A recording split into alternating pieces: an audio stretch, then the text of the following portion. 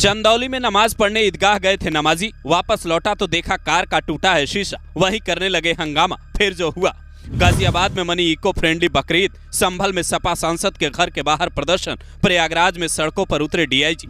CO अनुज चौधरी ने लगाया ऐसा दिमाग, सड़क पर नमाज पढ़ने की जिद करने वालों ने बदला रास्ता, ऐसे मनाई यूपी में बकरीद। यूपी से बकरीद को लेकर कई तस्वीरें सामने आई है, जिसमें से 5 तस्वीरों पर सबसे ज्यादा चर्चा हो रही है। पहली तस्वीर है चंदौली की, जहां नमाजियों ने हंगामा खड़ा कर दिया, जबकि दूसरी तस्वीर है गाजियाबाद की, जहां बकरे की तस्वीर वाली केक काटकर इको फ्रेंडली बकरीद बनाई गई, जबकि तीसरी तस्वीर है सपा सांसद जियाउर रहमान बर्क के घर के बाहर की, जहां कुछ लोगों ने घर के बाहर प्रदर्शन किया। इसके अलावा चौथी तस्वीर है प्रयागराज की, जहां डीआईजी अजय पाल शर्मा और डीसीपी खुद सड़कों पर उतरे, कानून व्यवस्था का जायजा लिया। लेकिन इन सब के अलावा 5वीं तस्वीर सबसे ज्यादा चर्चा में है, जो संभल के सीओ अनुज चौधरी की है, जहां सड़क पर नमाज पढ़ने की जिद करने वालों को अनुज चौधरी ने ऐसे समझाया कि वो भी ईदगाह में चले गए। एक एक कर हर तस्वीर के बारे में विस्तार से बताते हैं। पहले बात चंदौली वाली तस्वीर की, जहां एक गाड़ी को घेर कर कई नमाजी खड़े हैं, वहीं पर कई पुलिस वाले भी हैं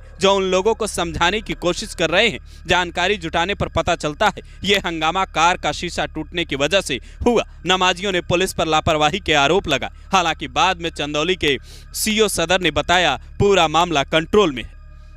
आज चंदौली निवासी एक व्यक्ति बकरीद की नमाज पढ़ने चंदौली ईदगाह में अपनी आर्टिगा कार से आए थे और नमाज पढ़ने चले गए।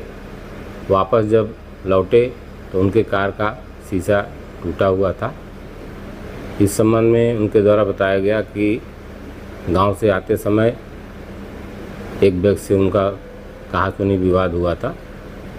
अज्ञात व्यक्ति के विरुद्ध उनके द्वारा तहरीर दी गई है, जिसके संबंध में अभियोग पंजीकृत किया गया है और संबंधित व्यक्ति की संबंध में जानकारी की जा रही है। कानून व्यवस्था संबंधी कोई समस्या नहीं है।